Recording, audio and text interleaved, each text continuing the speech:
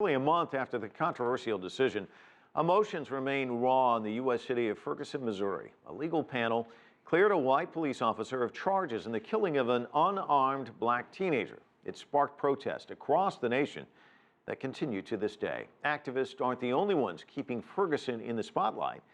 CCTV's Francis Coe reports a museum here in Washington is providing a closer glimpse. Most of what the public knows about Ferguson is through the eyes of the media.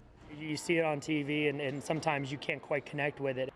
But the museum in Washington is trying to change that.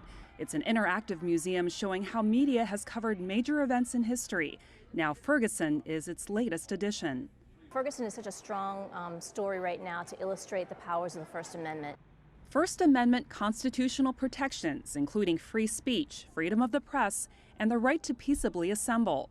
More than a dozen artifacts from demonstrations that rocked the city are now part of the museum's exhibit called Make Some Noise: Students and the Civil Rights Movement.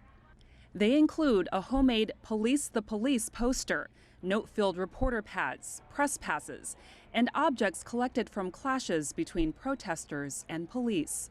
The exhibit also allows the public to weigh in on Ferguson. Visitors are posed this question: has the news media covered events in Ferguson in a fair and accurate way?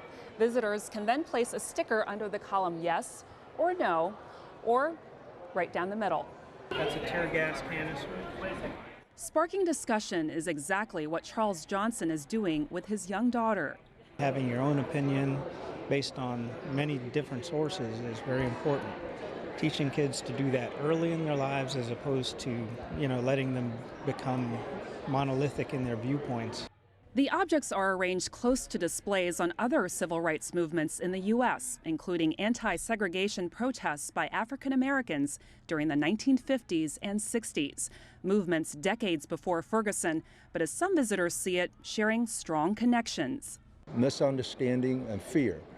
It's continued to divide us and drive us apart. But as the exhibit aims to show, talking openly about issues can also help shape history. It's not just a black and white kind of issue.